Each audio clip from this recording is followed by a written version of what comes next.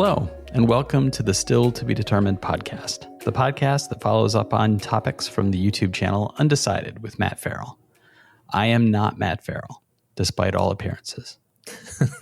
I'm Sean Farrell. I am Matthew's brother, and he is here to say hello. Hello.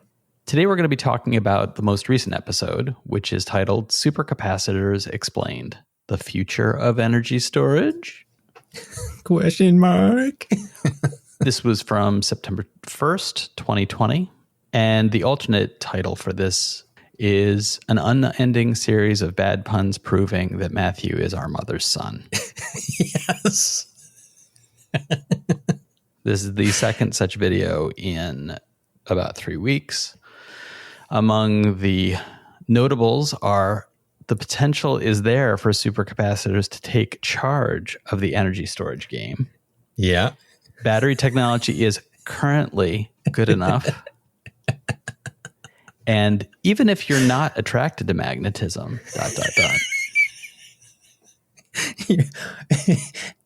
You're welcome as I take a slow bow.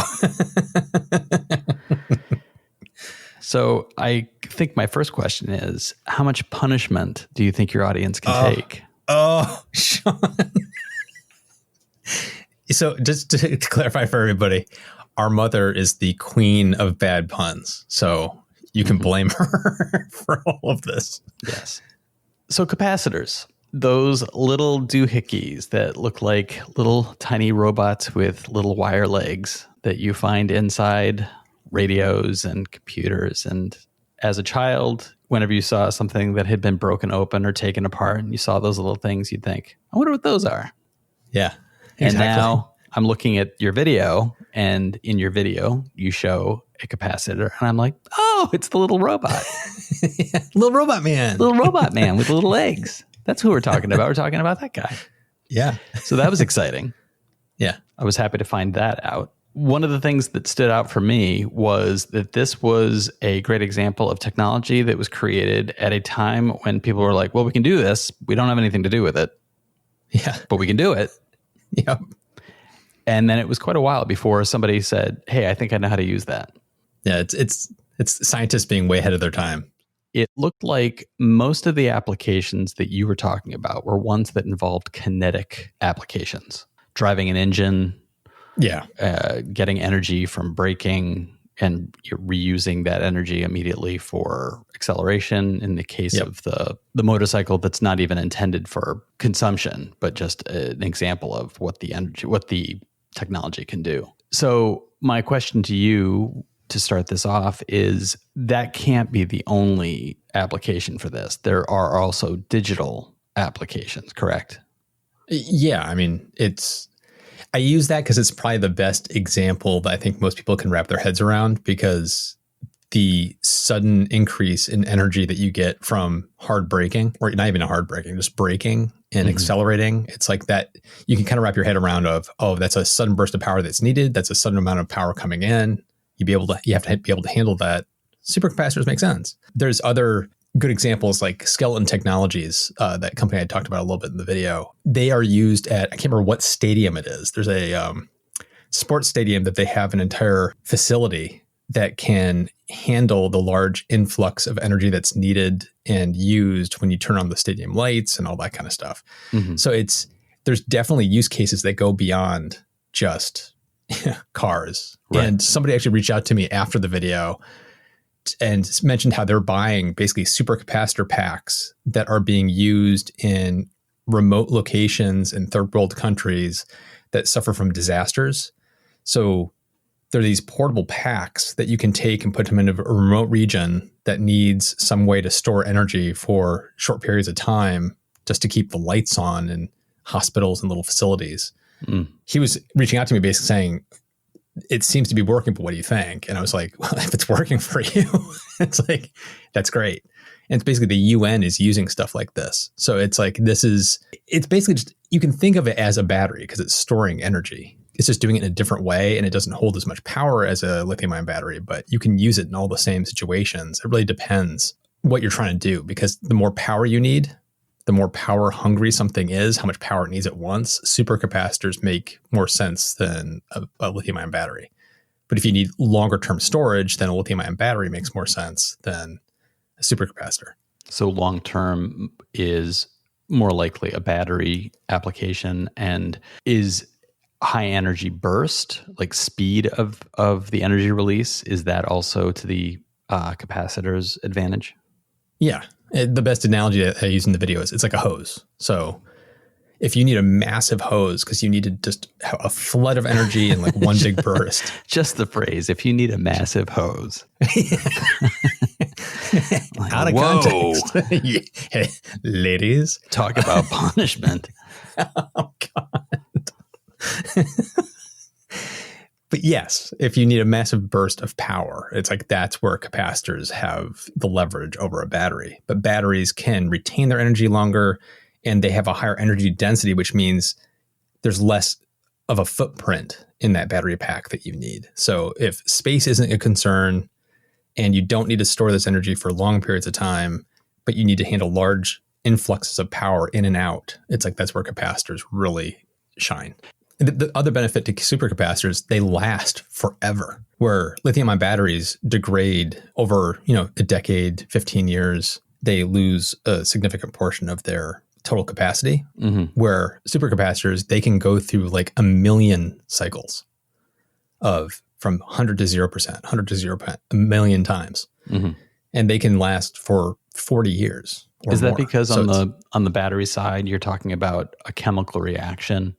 And yes, on the capacitor side, you're talking about a static charge that's basically just sitting between two different plates. Yeah. Plates.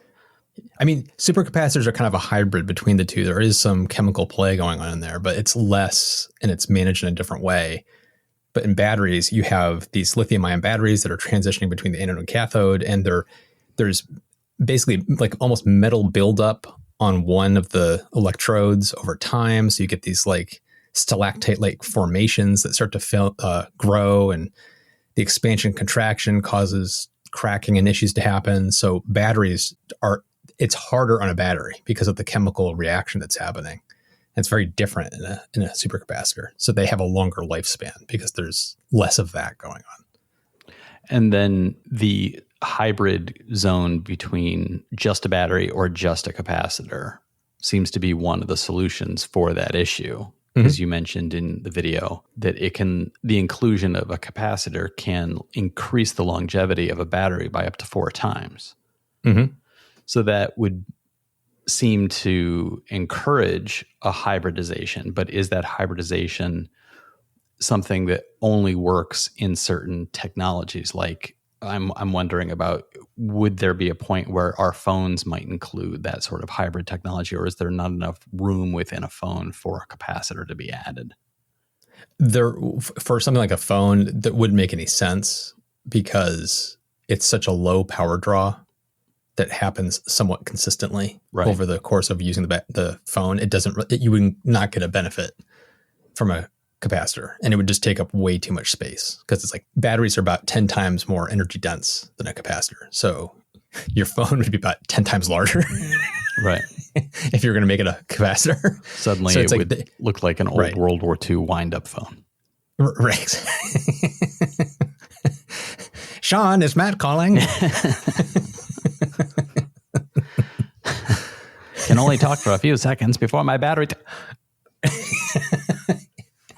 Yeah, so certain situations it doesn't make any sense whatsoever. And then there's also the aspect that the two technologies are kind of racing towards each other in a way. It's like batteries are getting more and more energy dense, and there's new ways of making the batteries, new chemistries that are making them more capable of handling more power and giving them much longer lifespans. So they're becoming a little more capacitor-like in that regard. And then capacitors are becoming more battery-like, where they're getting more and more energy dense, and they're talking about graphene, and they think that they'll be able to get supercapacitors to the point where it's like where lithium-ion batteries are now. But the problem with that is lithium-ion batteries are not standing still. They're getting way better. So it's like they're kind of drifting towards each other, creating kind of like a blurred line between what a battery is, what a capacitor is.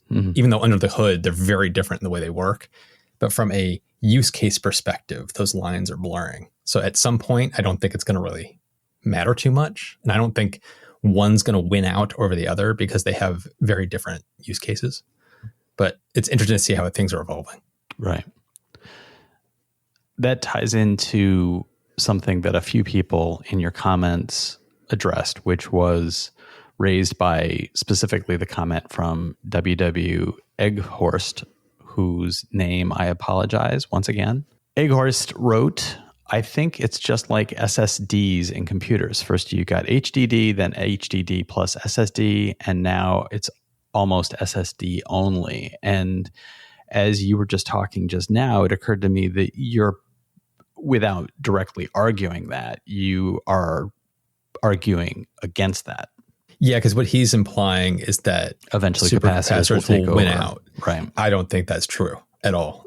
I think this is one of those things where people tend to pick their horse and they like their horse. And it's like, you got to, my better analogy would be, you got to pick the right tool for the job. And it's like, it doesn't, just because supercapacitors are going to get better and amazing in certain ways doesn't mean they're the one size fits all solution. They're not. And it's the same thing for batteries. Batteries are not going to be the right choice across the board either. So they're going to get to the point where it's going to be so good that you could have a capacitor that runs a car and you don't have to use a battery. But then there's going to be cases like we're going to have flying airplanes. You're not going to put a capacitor in that. You're going to be putting a battery. So it's like there's different use cases that will demand which one you use and why. So there's a lot of moving parts. So I think his analogy, while an interesting point of view, I think it's not taking the full everything into account. Right. It's oversimplifying it a little bit. Right. And if nothing else, the analogy is a good way to get the conversation started and to be able to fully illustrate what you're talking about when you talk about the hybridization between the two. Yeah. I do like the analogy. I mean, it's a really clear way to paint his point of view on it too. It's like, I did like the way he put it. And one final thing to visit on this subject, one of the things you showed in your video, and you've talked about it before, is the graphene application and how that will impact all of this. There's been Tesla's pursuit of increases to battery technology. There's the potential of graphene involvement in battery technology. And now you're suggesting that there's also graphene applications within supercapacitors. Yep. And so my question is now the time to invest in graphene? Yeah. Yes. It's like plastics. Yeah, it just seems like that as a thing seems to be what the future will be built out of in the next century. The predictions are going to come true, and people will keep like downplaying it because graphene was touted as the next big thing 20 years ago, and too early. And it's not here yet. It's like it's taking a while. Just give some time, and it's starting now. It's like there's graphene lithium-ion batteries already on the market. Skeleton Technologies uses, I think they call it curved graphene. So, and we're seeing big gains in the devices that are using graphene in one form or another. So it's like we're starting to see it, and it's just the beginning. It's just going to keep. I am not invested in graphene. Just want to make that very clear. I have no vested interest in this. And I am not a financial advisor. Just trying to cover all of his bases now. Yeah. Don't sue me. Thank you for listening, but don't pay any attention to what I am saying. It's interesting, the different time scales that are at operation here. You've got the longest scale with introduction of supercapacitors at a point where there was really no application. The battery technologies, the graphene, all of them overlapping in different ways, and everybody trying to pick the one that will work, the one that will be the best. And it just seems like they're all pushing each other forward together, and we'll end up somewhere that we can't even really envision yet. It should be fascinating to see where we end up. You and I are both nerds, but it's like, what is isn't it Asimov that said something about like significantly advanced technology is going to appear as magic? I think it was Clark, but yeah. Clark, yeah. It's like, that's kind of how I view this stuff. It's like, some of what we're doing now is just laying the groundwork and the foundation for things that 50 years from now, 100 years from now are going to look like magic to us today. And it's hard to wrap your head around it when we're still understanding everything that we're doing. The potential is incredible. Yeah. In the same vein is science fiction authors, I think it also might have been Clarke, who said that the limitation of human imagination looking forward is about 25 years. And so we envision this future society that is limited by our contemporary setting. So, and you just have to look back at science fiction, classic science fiction, to see that at play when a show like Star Trek, when it first premiered, was like, just imagine if somebody had a tiny communication device in their pocket. And lo and behold, our flip phones were even more advanced than those communication devices, or the tricorder. And it's going to sound like a tangent, but Neuralink had an event, I think it was last week, where it was actually an event for recruiting, because they're trying to hire scientists and neurologists and everything to help the next phase of Neuralink. Mm-hmm. And they gave this amazing demonstration where they brought out a whole bunch of pigs, and the pigs that they're experimenting on with Neuralink, to show what it's capable of. And I can't tell you, how like you have those like mind blown moments. Mm-hmm. I had like 18 of those, you gotta be kidding me moments during that whole presentation with these little pigs, and describing what the technology is already capable of doing, how they put it in there, what they think it's going to end up costing to have it put in, which, by the way, at some point, Elon said he wants this to cost about as much as getting LASIK done, to have a thing put in your brain so that you can talk to your computers. But it's like Star Trek with those, what was the binary species, you remember, from Next Generation? Yeah. Where it's those two things that just stand each other and look at each other and blip, blip, blip, blip, blip, back and forth. They're having conversations. That is freaking Neuralink. Mm-hmm. Like, it is sci-fi stuff they were talking about. Like the neurologists that were there and the surgeons that were basically saying, yeah, once we kind of master this, we'll be able to offload memories into a computer, and then you can put the memories back. And then I start thinking, that's amazing and horrifying. Yeah. It's like you could put memories in somebody's brain that aren't their memories, or alter a memory, or it's like, I started going down this Black Mirror. Yeah, what's like Johnny Mnemonic, when Johnny Mnemonic has to transport data, and he ends up clearing headspace for the data in his brain. And the way he does it is by deleting the fourth grade. It's like I remember reading Neuromancer when I was high school. It's like I'm just having all these flashbacks of like, this is awesome and a horror show all at the same time. That's right. And the fact that they were demonstrating Neuralink with pigs, means that we have engaged the pork.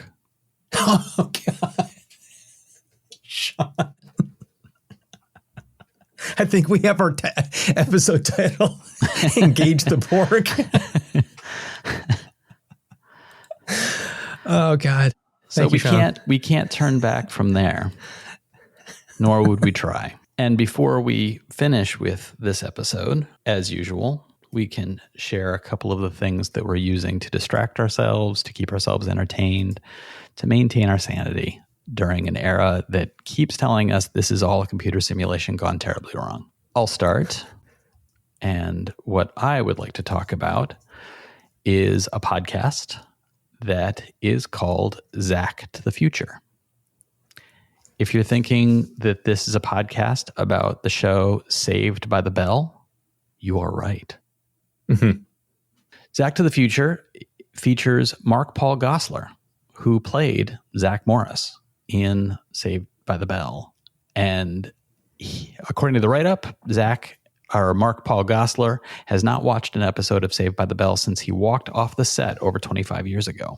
In the podcast, he is partnered with Dashiell Driscoll, who is currently writing the series Reboot, and who wrote the Funny or Die series, Zach Morris is Trash. I will heartily encourage everybody to listen to this podcast. I say that as somebody who has not seen any Saved by the Bell. I never watched the show. I was in college when it was on the air, and I did have friends who did watch it, which is a little disturbing considering we were college-aged people watching a show that featured teenagers. Whenever I walked into a room with Saved by the Bell on the television, I would immediately walk out because I thought it was so stupid. Because it was. But I had friends who watched it, so I was aware of it as a show. my girlfriend, who is younger than I am, was a fan of the show. And so when she found out about this podcast, she was very interested in it. And she and I will listen to podcasts in the background while I'll be doing something on the computer and she'll be playing a game on her phone and we'll just have a podcast on. And she asked me one day, do you mind if I listen to this one? And I was like, no, that's perfectly fine. And I very quickly fell in love with it because the dynamic between Mark Paul Gosselaar and Dashiell Driscoll is very playful, very entertaining. They sound like they genuinely enjoy each other's company. And the way they take the shows apart, it's week by week. They're watching the show in order. The stunned responses that Mark Paul Gosselaar has to his own show is so entertaining. He looks at it he's got two simultaneous responses. One is the nostalgic, I had joy working with these people. These are friends of mine, that kind of response. And also, oh my God, is this badly done? And at times, I was just talking with my girlfriend earlier, and she said, I can't wait till they get to the episode where they have to research their family trees because the cultural appropriation in it is so horrible. She can't wait for them to talk about it. As we've listened to it, and they're now, I think 6 episodes in, I haven't seen the show, but they just break it down scene by scene. They have conversations about the motivation and how it was shot and what the writing was like and what the thinking was behind doing things in a certain way. Sometimes they have guests that are interviewed, other people who were side characters, short discussions about basically just like memory lane stuff. Like, what was it like to shoot? Do you remember working with this person? That sort of thing. But it is genuinely an entertaining program, despite the fact that I've never seen an episode. So I give it a thumbs up. It's definitely worth checking out. It's great background material that is lighthearted, stress relief listening. So it's funny to me that a show about the show is better than the show. Yeah. That is definitely what is going on here, as far as I'm concerned. And the show has its fans, and I also think it's amazing that Dashiell Driscoll's connection to the show was he started doing the Funny or Die series years ago called Zach Morris's Trash. Basically, the point of his Funny or Die series was to look at the motivations of the main character and demonstrate that he's a terrible person. But he did that because he's so in love with the show. It was such a special program for him. And now he's the head writer on the reboot, which also apparently involves Mark Paul Gosselaar and other members of the original cast. And in the reboot, it is a new set of kids. But in the reality of the reboot, Mark Paul Gosselaar's character, Zach, is now governor of California. So it's this weird universe that's this little pocket universe off to the side with it's just so silly. And the podcast just makes it so listenable as opposed to the show being viewable. For me, this is the season where shows have started to kind of like kick into high gear again, which is kind of fun. And I've actually watched the pilots of a bunch of shows, but the one that I wanted to make a note of here is a show called Raised by Wolves that's on HBO Max, and it's produced by Ridley Scott. But the creator of the show his name is, I'm going to butcher his last name, Aaron Guzikowski. I think that's how you say his last name. You just run through it as fast as you can. Guzikowski. I nailed it. I don't know if you've seen the trailers for this, Sean. We saw the trailer, and my girlfriend's response was, so it's a show about David Bowie. Yes. Which I thought was both a perfect description of what we had just seen, but also made it even more enticing to me because the program does look like it's right up my alley. It is a show that it feels like somebody went into my head and pulled a thread and was like, this is perfectly made for Matthew. And it feels like that way for you too. Yeah. All you have to do to pull on my heartstrings is to make a story about an android It's not that hard. Yeah. Star Trek Next Generation. Mm-hmm. There's a really crappy movie from HBO that I watched all the time in the 80s Saturn called 5. Android. Oh, Android. Do you remember that movie? It was like a B-level, C-level movie. Yeah. It had aspirations to be a B-level movie. It was like... Yeah. It was bad. Yeah. But it was, for me, as a kid, I recognized this is a bad movie.